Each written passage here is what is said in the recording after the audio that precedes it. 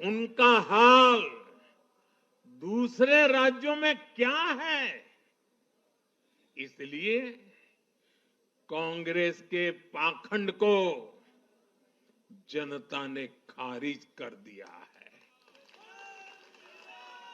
कांग्रेस ने जनता को गुमराह करने के इसके लिए जो दूसरे राज्यों के अपने मुख्यमंत्री तक मैदान में उतारे, तब भी इनकी चाल सफल हो नहीं पाई।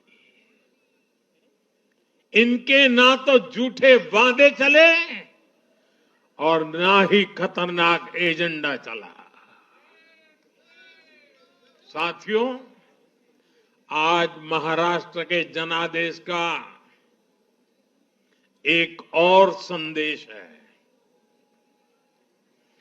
पूरे देश में सिर्फ और सिर्फ एक ही संविधान चलेगा।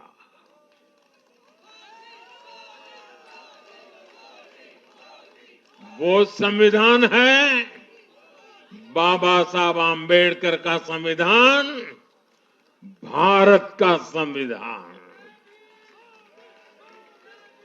जो भी सामने या पर्दे के पीछे देश में दो संविधान की बात करेगा, उसको देश पूरी तरह से नकार देगा। कांग्रेस और उसके साथियों ने जम्मू कश्मीर में फिर से आर्टिकल 370 की दीवार बनाने का प्रयास किया।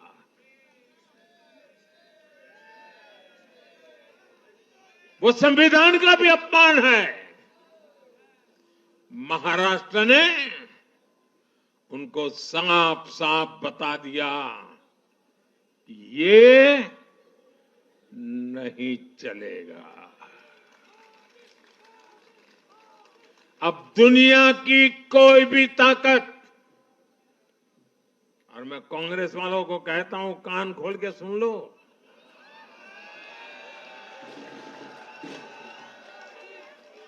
उनके साथियों को भी कहता हूं, अब दुनिया की कोई भी ताकत 370 को वापस नहीं ला सकती।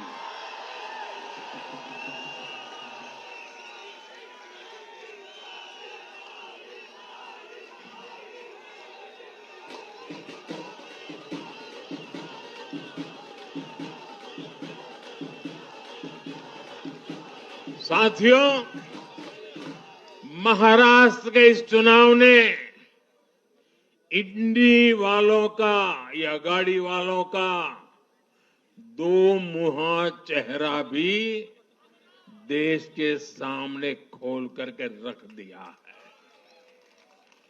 हम सब जानते हैं बाला साहब ठाकरे का इस देश के लिए, समाज के लिए बहुत बड़ा योगदान रहा है। कांग्रेस ने सत्ता के लालच में उनकी पार्टी के एक धड़े को साथ में तो ले लिया, तस्वीरें भी निकाल दी, लेकिन कांग्रेस का कोई नेता बाला साहब ठाकरे की नीतियों की कभी भी प्रशंसा नहीं कर सकती। और इसलिए मैंने अघाड़ी में कांग्रेस के साथी दलों को चुनौती दी थी कि वो कांग्रेस से बाला साहब ठाकरे की नीतियों की तारीफ में कुछ शब्द जरा बुलवा करके दिखाएं। आज तक वो ये नहीं कर पाए हैं। मैंने दूसरी चुनौती वीर सावरकर जी को लेकर के दी थी। कांग्रेस के नेतृत्व ने लगातार पूरे देश में वीर सावरकर का अपमान किया है, उन्हें गालियां दी है।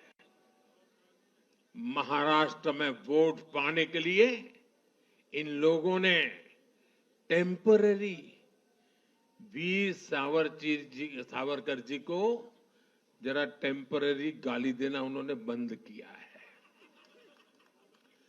लेकिन वीर सावरकर के तप त्याग के लिए उनके मुंह से एक बार भी सत्य नहीं निकला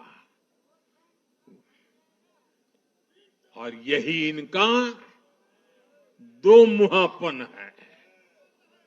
ये दिखाता है कि उनकी बातों में कोई दम नहीं है। उनका मकसद सिर्फ और सिर्फ वीर सावरकर को बदनाम करना है।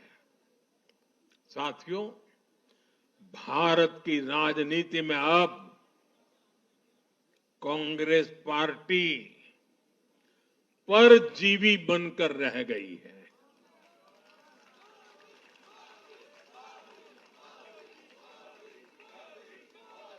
कांग्रेस पार्टी के लिए अब अपने दम पर सरकार बनाना लगातार मुश्किल हो रहा है। हाल ही के चुनावों में जैसे आंध्र प्रदेश, अरुणाचल प्रदेश, सिक्किम, हरियाणा और आज महाराष्ट्र में उनका सुपड़ा साफ हो गया।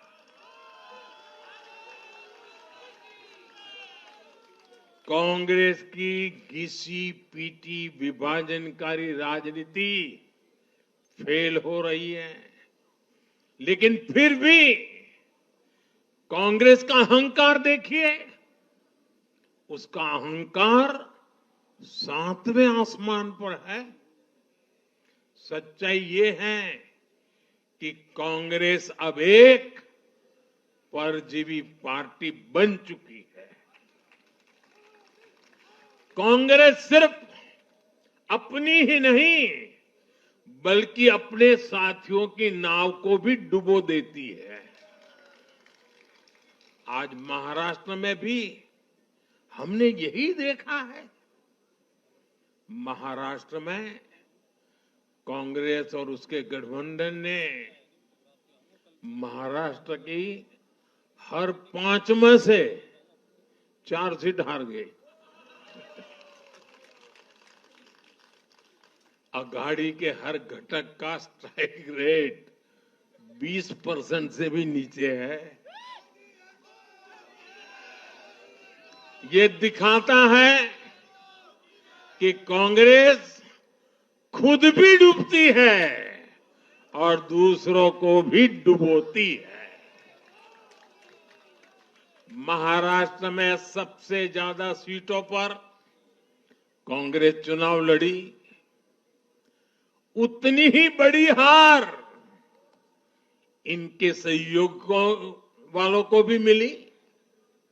वो तो अच्छा है कि यूपी जैसे राज्यों में कांग्रेस के सहयोगियों ने उससे जान छुड़ा ली, वरना वहां भी कांग्रेस के सहयोगियों को लेने के देने पड़ जाते।